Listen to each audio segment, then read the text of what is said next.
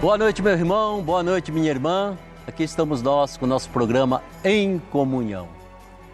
Em comunhão de fé, em comunhão com a palavra de Jesus, em comunhão, querido irmão, querida irmã, para que possamos, na nossa reflexão, chegar até você e levar até você aquilo que de maravilhoso existe nessa fé que nós herdamos dos apóstolos.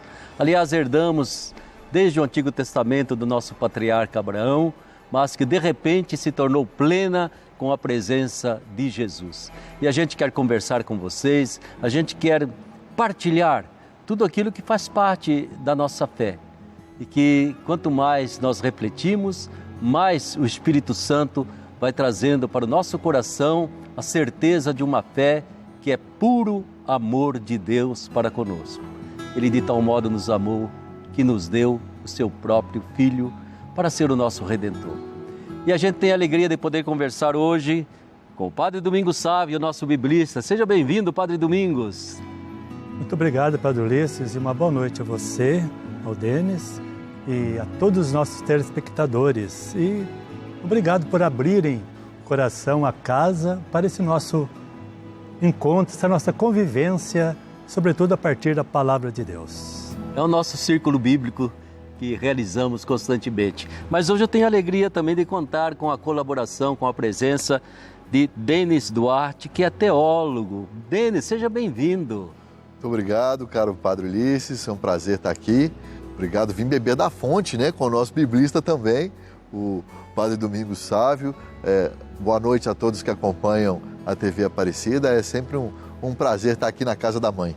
Ei, Denis, conta um pouquinho aí de você para nós, para a gente poder entrar assim um pouco mais na intimidade do nosso bate-papo. Bom, eu sou mineiro de nascença, então como um bom mineiro, né, devoto de Nossa Senhora Aparecida, vim muito aqui em Romaria com meus pais, lá de Viçosa, em Minas Gerais, desde criança, aqui a casa da mãe. Aí vim morar aqui no Vale do Paraíba, aqui pertinho de Aparecida, em Cachoeira Paulista. Moro aqui há mais de 15 anos, por aqui me casei. Então, eu e minha esposa temos 2 filhos, o Tiago e a Dulce. Sim. Aqui, me casei aqui no santuário. Olha. Meu filho mais velho foi batizado aqui, né? E leciono, sou professor da área de Bíblia, sou cientista da religião. E assim vivo. Vivo em prol da minha família, em prol do meu trabalho e em prol da Igreja de Cristo. Que bom, seja bem-vindo, que você possa partilhar com a gente tudo aquilo que você traz de sabedoria e traz de vivência, certamente, né? Isso é muito importante. É gostoso demais poder conversar. Padre Domingos Sávio, todo mundo já conhece, é aquele que, se eu não ponho o pé no breque aqui, ele fala da Bíblia durante 24 horas, sem se cansar e sempre entusiasmado. Isso é bom demais, né? E hoje, minha gente, nós queremos conversar ainda bem dentro desse espírito de campanha da fraternidade, que deve continuar necessariamente, né? Nós queremos conversar um pouco sobre a dimensão do diálogo, desses diálogos de Jesus, desse diálogo do cristão, desse diálogo do ser humano, porque sem diálogo não há comunicação. Sem comunicação, a gente vai ter muita dificuldade de construir e vivenciar o mandamento do amor. E nós queremos conversar exatamente sobre esses assuntos. Fiquem atentos, então, para o texto bíblico que nós queremos apresentar para vocês, que vem lá de São Lucas, o evangelho dele, no capítulo 24, e nós queremos ler para você os versículos 13 a 17 e 28 e 29. Preste bem atenção. 2 discípulos caminhavam para uma aldeia chamada Emaús, distante de Jerusalém 60 estádios. Iam conversando entre si a respeito de tudo o que havia acontecido. Enquanto conversavam e discutiam juntos, Jesus, em pessoa, aproximou-se e foi caminhando com eles. Mas seus olhos estavam impedidos de reconhecê-lo. Ele perguntou-lhes então: de que assunto falais pelo caminho? Eles pararam com tristeza no rosto. Ao chegarem perto da aldeia para onde iam, ele deu a entender que ia para mais longe, mas insistiram com ele, dizendo: fica conosco, porque já é tarde e o dia já se acaba. Ele entrou para ficar com eles. Aí está esse texto maravilhoso, capítulo 24 de São Lucas, chamado Os Discípulos de Emaús. Domingos, Esse texto toca no seu coração? Toca, Padre Ulisses, e bastante até. Nós temos insistido, porque é o núcleo da nossa fé, a questão da encarnação de Jesus. Sim. O caminho que o Pai, né, que esse maravilhoso Pai sonhou, propôs para o Filho aceitou vir. Então, assumir a nossa vida, mas a vida de cada dia, por sentido na nossa vida. E aí nós vemos, acho que um sentido maravilhoso do Jesus ressuscitado, como que continuando a sua encarnação. Até fala que estavam pelo caminho, e caminho, sobretudo em Lucas. Claro que João vai dizer que Jesus é o caminho que nos leva ao Pai. Sim. Mas Lucas, por exemplo, nos Atos dos Apóstolos, vai dizer que Jesus é o caminho, por exemplo, que Paulo perseguia. Paulo perseguia o caminho, quer dizer, Jesus, quer dizer, na proposta que ele deixou de vida. E aí temos 2 discípulos no caminho. Um caminho de tristeza, de desilusão. Agora Jesus, o que ele faz? Ele se encarna, entra naquela conversa, de repente ele aparece. Do que vocês estão falando aí? Quer dizer, ele entra na história. Quer dizer, para mim é a encarnação de Jesus. E no fim, quer dizer, só para concluir de começo, fica conosco, Senhor. Quer dizer, Jesus encontrou acolhida para a encarnação naquele momento. De tal modo ele empolga, quer dizer, ele ilumina as vicissitudes, todas as experiências da vida daqueles 2 que querem agora que Jesus já não parta, continue ali, como no caso da transfiguração, né? Vamos fazer tendas para que essa situação não se passe. Mas depois, é claro, Jesus, como no caso da transfiguração, ele põe os 2 com os pés no chão e eles retomam a sua vida, voltam para Jerusalém, de onde estavam fugindo. Porque não viu sentido na morte, e agora sim eles entendem o que é a ressurreição e a vida de fato recomeça para eles. Tem que retomar a missão, tem que levar em frente a evangelização, isso é muito importante, né? Eu gosto demais disso aí porque é uma dessas cenas que você quase visualiza, né? Os discípulos de Emaús, né? E por isso que também as composições que foram feitas para a gente cantar na missa são belíssimas. Fica conosco, Senhor. É tarde, a noite já vem. É tão importante perceber, fica conosco, Senhor, porque se o Senhor não estiver por perto, vai escurecer a nossa vida, vai virar noite. Denis, como que você reage a esse texto de Lucas?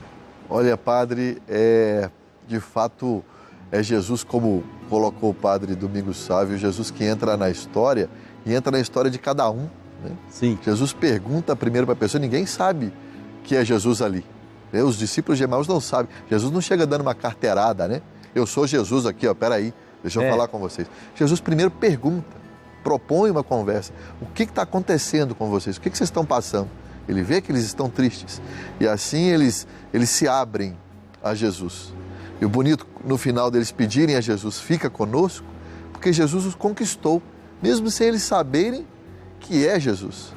Eu costumo dizer que para você conquistar alguém para Cristo, você tem que conquistar para você primeiro.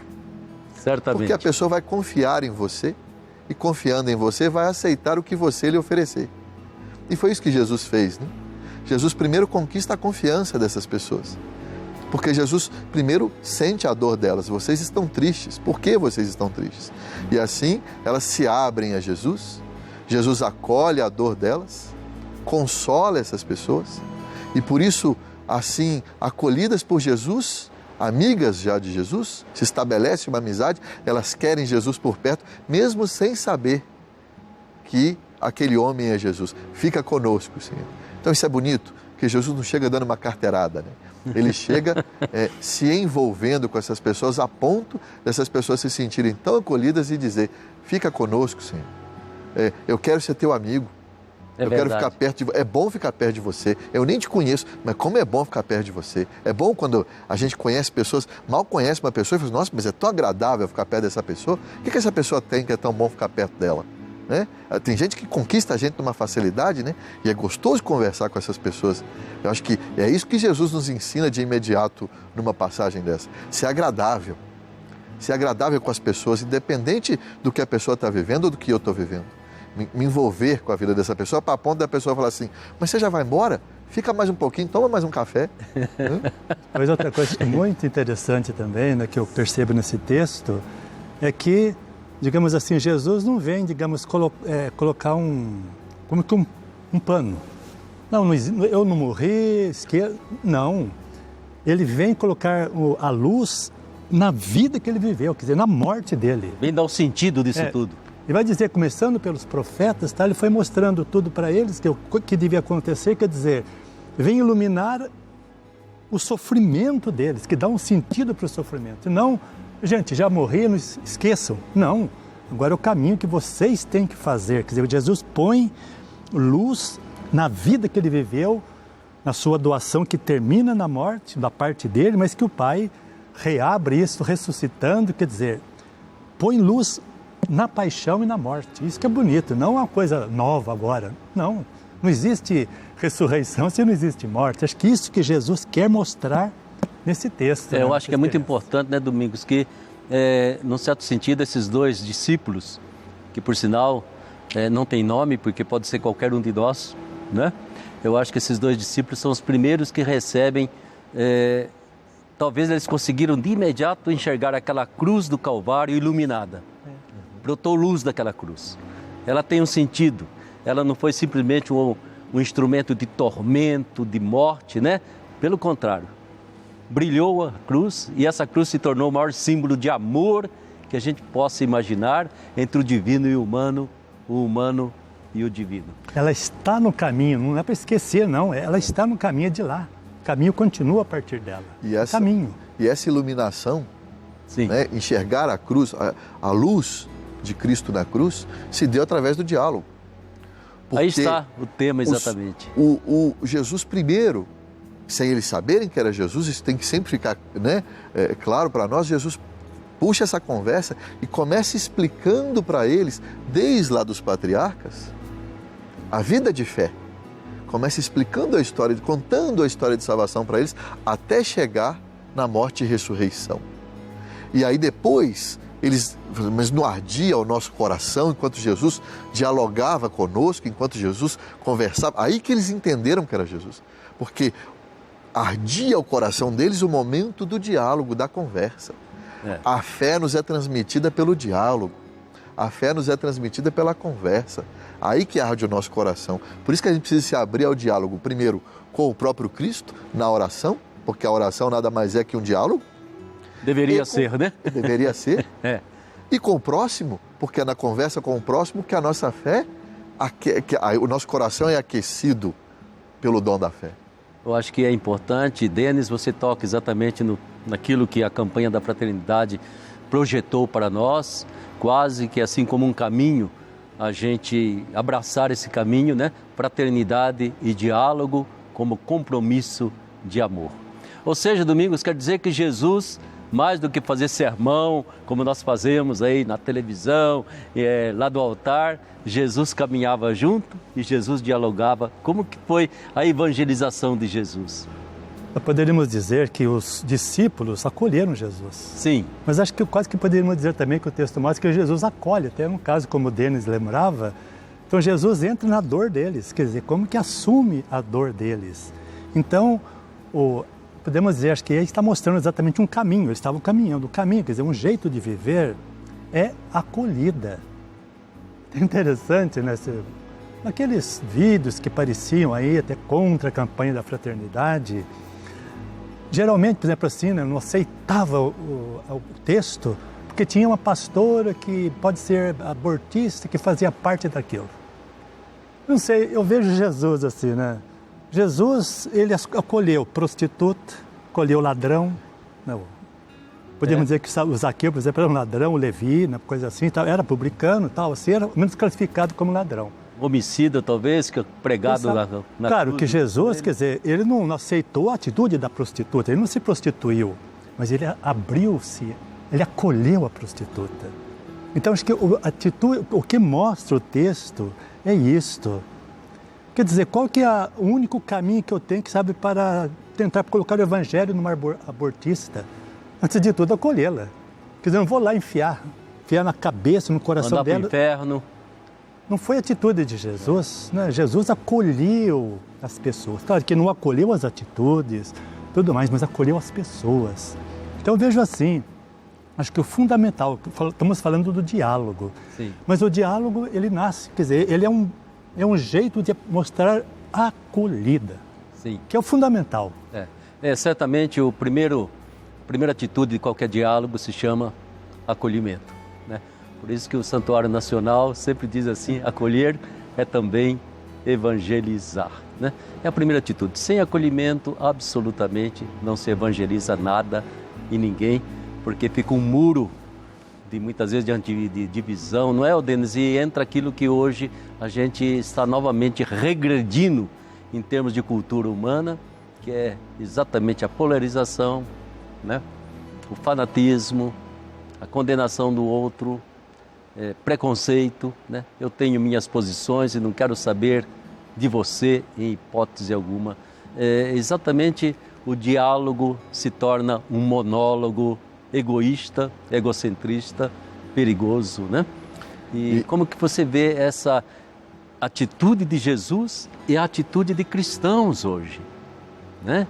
De cristãos que se condenam uns aos outros. Nós não estamos nem condenando gente de outra crença, nós estamos nos condenando a nós próprios cristãos. Dentro de casa, né? Dentro de casa, irmãos e irmãs que não querem se conversar, não querem se cumprimentar, né? E muito menos se desculpar. Isso me faz pensar em Jesus que... aquilo que o Papa Francisco tem dito, né? A igreja em saída.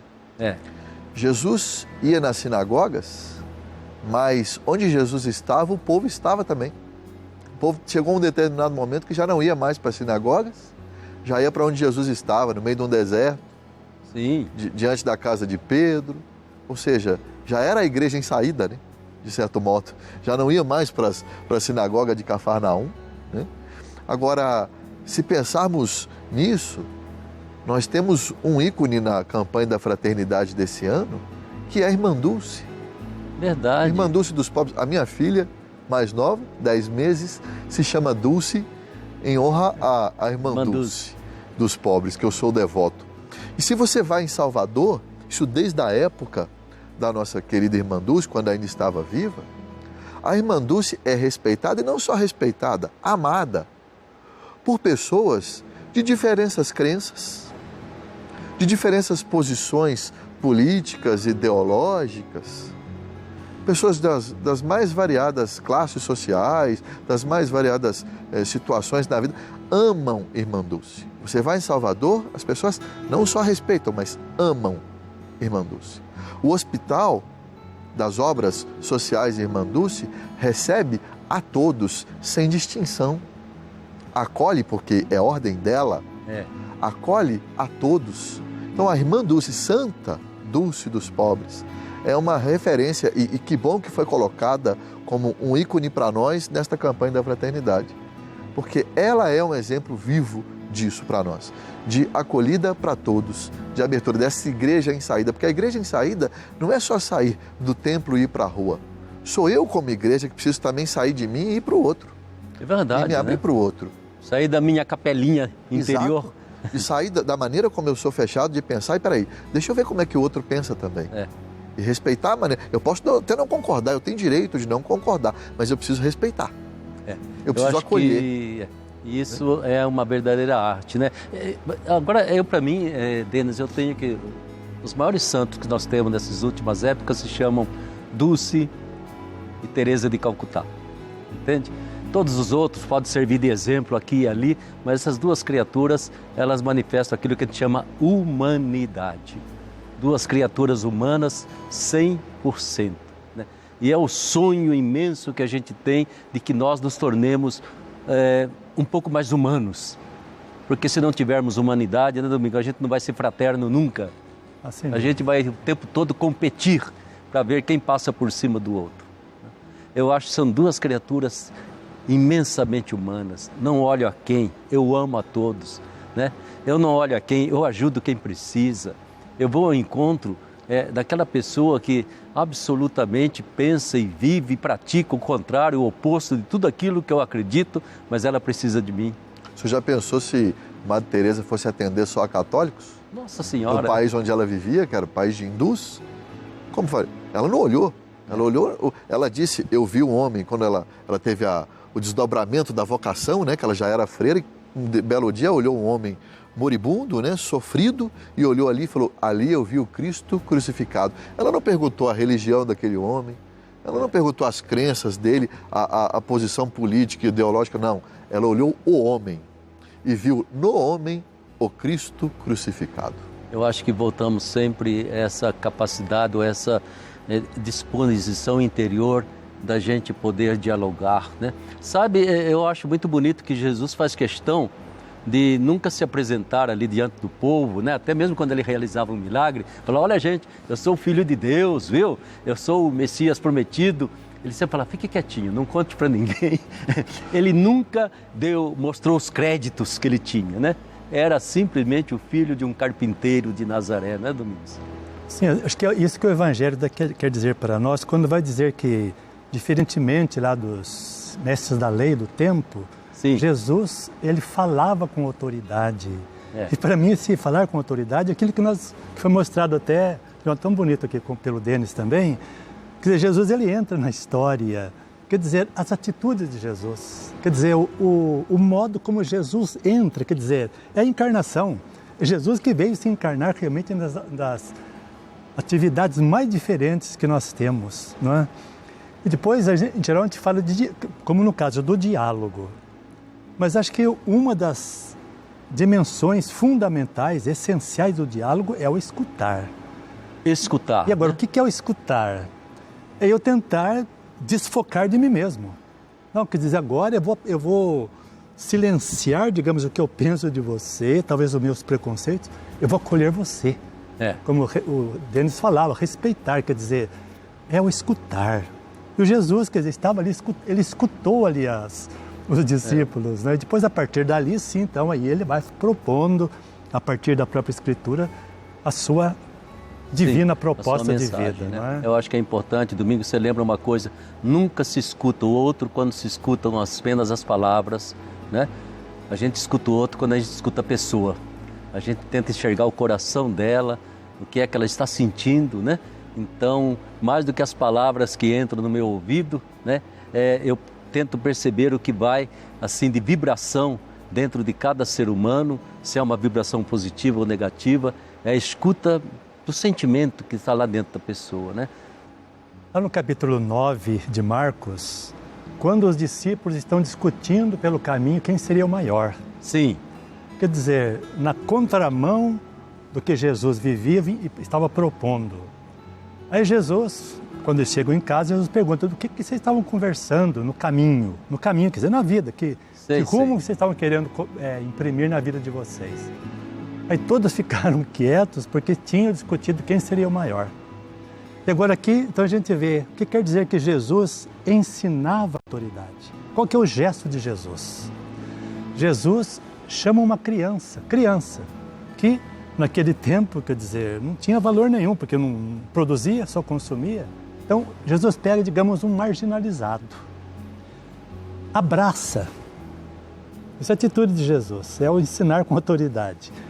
Coloca no meio, diz que Jesus colocou no meio aquela criança. E Jesus diz, quem acolher esta criança, sim, está acolhendo a mim. E quem acolhe a mim, não está acolhendo a mim, mas aquele que me enviou.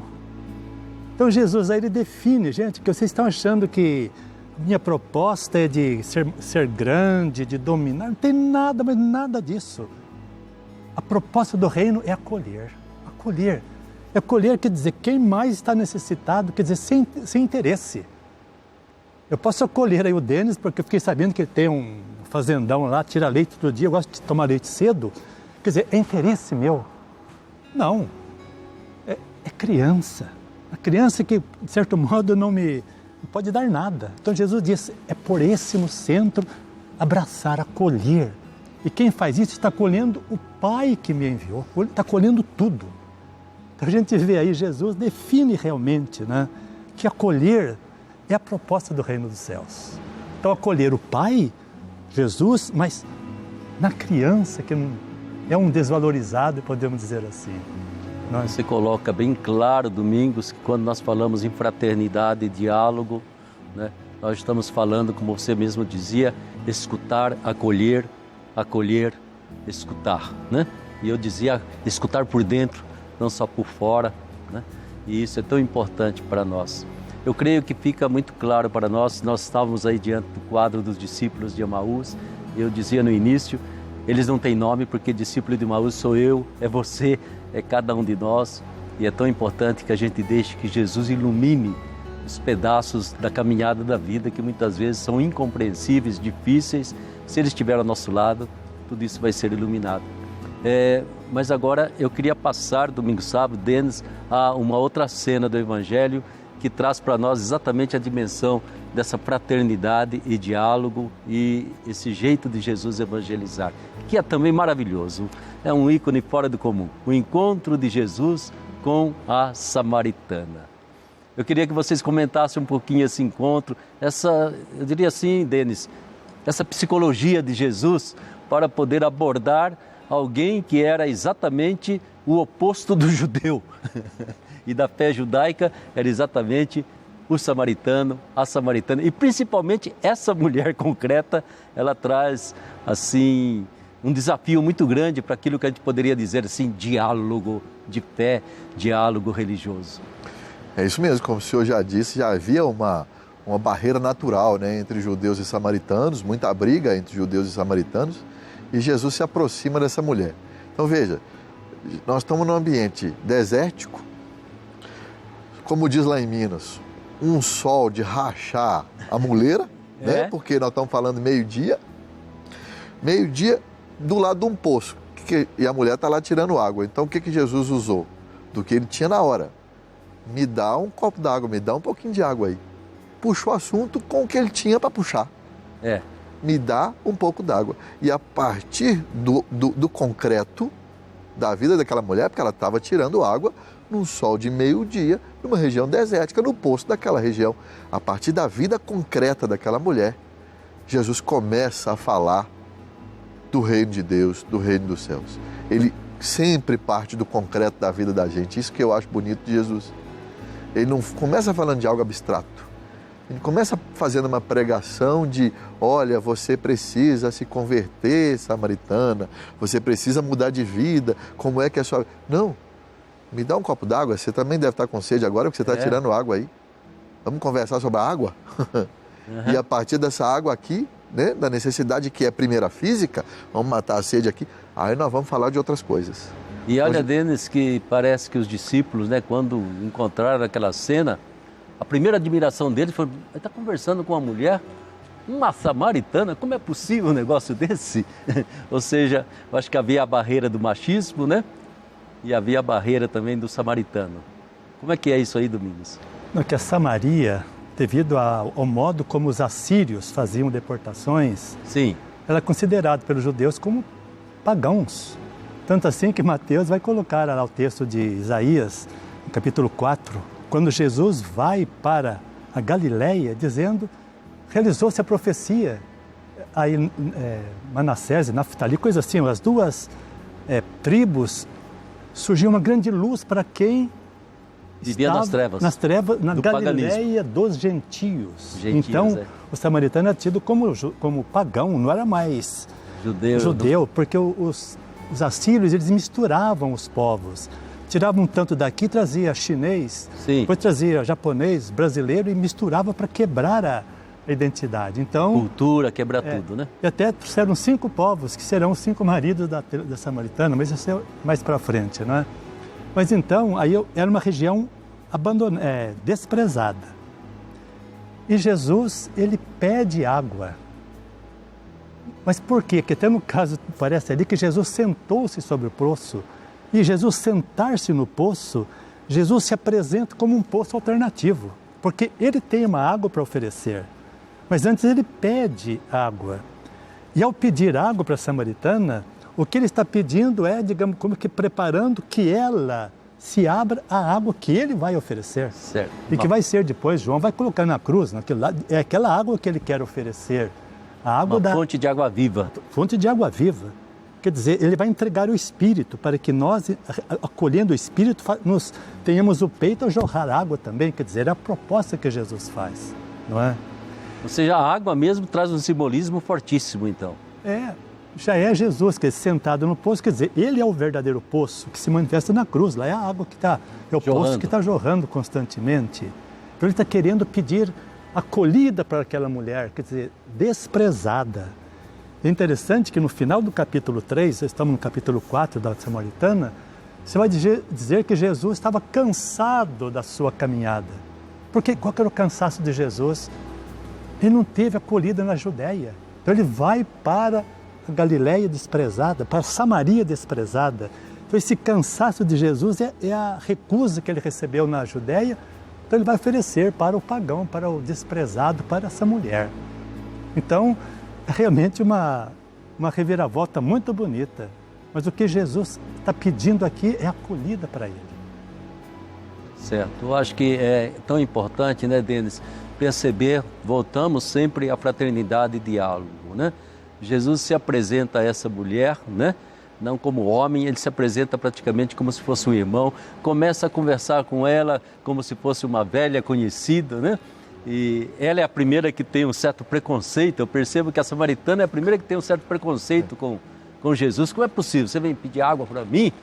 Você é judeu? Né? Não, mas acho que é um preconceito, mas quase que de não acreditar. É claro. Porque para ela, quer dizer, o judeu, vamos dizer, de certo modo, é coisa que ela admitia, que ele está lá em cima, nós não prestamos mesmo. Ainda mais eu, mulher. Agora, vamos dizer, alguém importante vir até mim que não tem valor, que parece que é coisa que ela não aceita, né, que ela seja valorizada. Parece que é isso também que acontece, não é?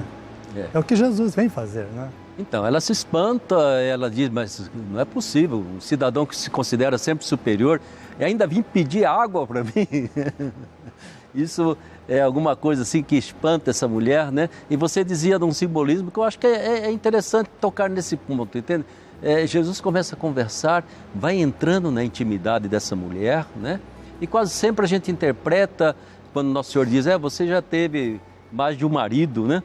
É como se Jesus estivesse referindo você dizia assim, a crença, a mistura de crenças, quer dizer, não era só uma questão dela ter mudado de homem de tempos a tempos, né? Parece que tem um simbolismo por trás disso. Pena que eu não trouxe assim a citação, mas está no livro dos Reis. Parece-me que no segundo livro, quando vai falar exatamente da deportação dos assírios, vai dizer que eles trouxeram 5 povos ali para Samaria. Sim. Quer dizer, cada povo com seu Deus. E Jesus vai dizer que, olha, você está com 5 maridos, seu atual marido não é o seu marido. Porque não é Javé, e não é exatamente a proposta que se encarna agora em Jesus em ser essa fonte de vida. O marido, o seu, mesmo atual, não é o seu marido. Quer dizer, aí Jesus vai exatamente fazendo a proposta para ela, até no fim ela vai querer tomar então da água que Jesus vai oferecer para ela. E ela achando que se trata da água dali, quando Jesus vai dizer, não tem nada dessa água, não é outra água. Outra água. Quando ele vai dizer até, né, por exemplo, quem bebe dessa água que você vem buscar aqui, sempre vai ter sede. Agora, quem beber da água que eu for dar, exatamente, qual que é a água? Nunca mais vai ter sede, porque esta água vai se transformar dentro da pessoa numa fonte. Quer dizer, o que satisfaz a gente, mais do que beber na fonte, é ser fonte de água. Então, é a proposta de Jesus. O simbolismo daquilo que você diz é o simbolismo desses maridos dessa samaritana, ou de toda a Samaria, ela representa a Samaria toda, exatamente, né? Jesus fala, olha, agora aqui está diante de você o verdadeiro marido. Isso.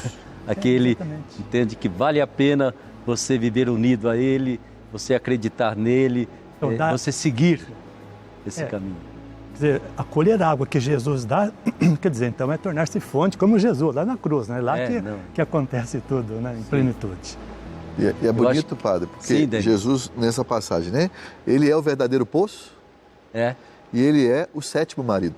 Porque foram 5 que ela teve e o 6º que Jesus disse, e ele também não é o seu marido, porque são essas divindades da Samaria e que não era o Deus adorado pelos judeus, né? Que era o próprio Cristo. E aí Jesus fala assim, mas olha a gentileza de Jesus, isso que me impressiona. Jesus não diz para ela quem ele é, conversa com ela e olha, que ela, se você reparar bem, ela vai no horário de meio-dia, que é o horário ingrato para se tirar água do poço. Provavelmente essa mulher vai nesse horário, alguns comentaristas dizem a respeito disso, porque ela tem vergonha de ir em outros horários, para não se encontrar com outras pessoas da própria Samaria, que talvez a condenavam, porque ela já tinha passado por diferentes crenças. É como assim, ela não para em crença nenhuma. Cada hora ela está com um marido diferente, significa uma crença diferente. Ela não para em crença, é como se a gente dissesse assim, fulano não para em igreja nenhuma. E aí ela tinha vergonha disso e por isso ia sozinha no poço, no horário que não tinha ninguém. Jesus conversa, não a acusa, Jesus faz com que ela tome a consciência da vida que ela está levando, para que ela encontre o caminho, né? E olha que bonito, o final do texto diz que ela perde essa vergonha, porque é ela que vai até a cidade, ela que vai, olha o diálogo, Jesus tem um diálogo com ela para que ela tome a consciência, para que ela encontre a vida, e ela vai até as pessoas comunicar através do diálogo, dizer, eu encontrei uma pessoa lá que me deu uma coisa que eu não tive até hoje, vamos lá comigo. E boa parte da Samaria encontrou também essa vida, essa água nesse poço. Através dela, né? Eu acho que é importante. Então, eu acho que esses dois ícones sobre os quais a gente está conversando, eles, eles oferecem muitas lições para nós hoje, né? Seja ali o diálogo dos discípulos de Emaús, seja esse jeito que eu chamo, digo assim, psicológico de Jesus, de abordar a samaritana e transformar a samaritana numa evangelizadora, é um salto de qualidade fora do comum, né? De uma mulher que está buscando alguma resposta de fé de algum lado, de repente, a partir de Jesus, ela se torna uma evangelizadora, né? Isso é muito bonito. Sim, Domingos. Deixou ali o cântaro, quer dizer, é a vida. São 6 maridos, ficou ali, deixou o cântaro e foi anunciar. É muito bonito, realmente. Então, o que isso traz para nós, Denis, Domingos sabe, como lição, exatamente nesse sentido, fraternidade e diálogo, entende? O que nós hoje necessitamos colher, beber dessa água viva, ou então desse caminho feito pelos discípulos de Emaús. O que é importante hoje dentro, seja da Igreja Católica, como também entre nós cristãos, e mais ainda dentro de uma sociedade, um mundo pluralista nas suas crenças, né? O que nós podemos colher? Na minha opinião, padre, é o que eu entendo que evangelização ela não pode ser imposta, ela tem que ser proposta. Jesus jamais impôs algo a alguém. Jesus sempre chegava para a pessoa e convidava. Chegou para os discípulos, para Pedro, para João, para Tiago, vem e me segue. Sim. Chegou para Mateus, vem e me segue. E na liberdade deles, eles decidiram seguir.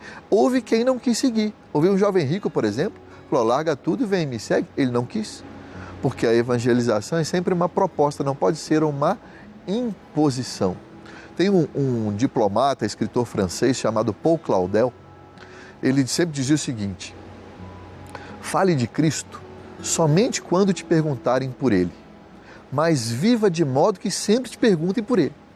Sei. Acho que é muito mais a maneira como eu vivo que vai falar de Cristo do que tentar ficar falando na cabeça da pessoa e tentar convencê-la na força.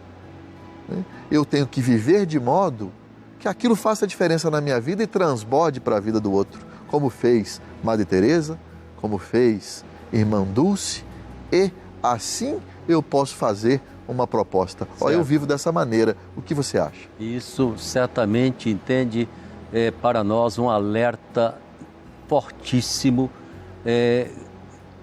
contra, digamos assim, uma atitude que está se tornando muito comum. Julgar e condenar o outro que não pensa como eu penso, né?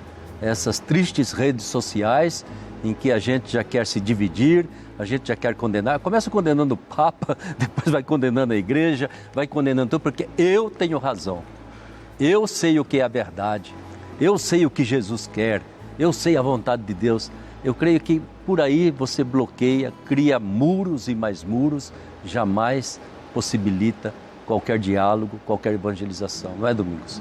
Sem dúvida. Então, eu gostaria de realçar um elemento que para mim é muito forte também. Sim. Nessa passagem. O Denis fazia a interpretação, quer dizer, hora sexta, que aparece no grego é hora sexta, sim, quando Jesus sentou sobre o poço e começou o diálogo. E lá no capítulo 19, já na crucifixão de Jesus, já no julgamento e crucifixão, sim, sim, você vai dizer que ele morreu na hora sexta. Verdade. Então, quer dizer, ele é exatamente o poço, ele é água, tudo mais, e tudo isso se realiza de fato na hora sexta. Quer dizer, é lá que vai acontecer. E eu diria nesse sentido até, claro que João não usa essa expressão, isso está nos sinóticos, mas é quando Jesus de fato fala com autoridade, ele fala, na cruz, ele fala, é a linguagem, é o sermão mais maravilhoso que Jesus faz, é morrendo, quer dizer, sendo essa fonte de água. Ele de fato, ali ele falou com autoridade, quer dizer, não impondo, mas propondo. Exatamente ali, né? A proposta que Jesus faz aqui, olha, vamos dizer, acho que quando até interessante, né? Lá no capítulo 21 do Evangelho de São João, até parece que é um resgate de São Pedro, porque de fato o Evangelho termina no capítulo 20, o 21 foi colocado depois. Então diz ali, quando Pedro descobre com que morte ele ia glorificar Jesus, Jesus diz, Pedro, venha e me siga. Com que morte? Quer dizer, não tem outro jeito, é a cruz, é chegar a esse ponto. Né? Então, acho que ali está o bonito nisso, né? Quer dizer, é falar com autoridade, falar com a vida. Jesus ali, então ele fala... Com a oferta da vida. É o sermão mais maravilhoso de Jesus. Da vida. Eu acho que aqui a gente pode encerrar essa conversa nossa, entende? Diálogo onde a gente não é capaz de se entregar, de oferecer a vida, não existe diálogo. Né? Diálogo onde existe alguém achando que pode condenar, que pode enviar o outro para o inferno, que pode julgar o modo de pensar do outro, não é diálogo. Diálogo é quando eu sou capaz, como Jesus, né, de oferecer a minha vida pelo outro, de me sacrificar, de perder para que o outro possa ganhar. Aí existe o diálogo. Nós temos que encerrar o programa porque já passamos do tempo. Quero agradecer para o Domingos Sabe, que sempre fica devendo alguma coisa a mais para nos dizer. Denis, muito obrigado pela sua participação. A gente vai contar com você mais vezes, né? E de modo especial você, meu querido irmão, minha querida irmã, que bom que a gente pode, neste momento de em comunhão, colocar a nossa fé em comunhão. Nossas esperanças e principalmente nosso desejo de seguir Jesus com fidelidade. E seguir Jesus com fidelidade continua sendo o caminho do amor, o caminho da tolerância, o caminho da doação da vida, o caminho que nos leva a sermos irmãos e irmãs, filhos e filhas de um mesmo Pai. Isso é mais importante do que todas as diferenças que a gente possa ter nesse mundo. Muito obrigado a vocês e até o próximo sábado. Fique com a bênção de Nossa Senhora Aparecida.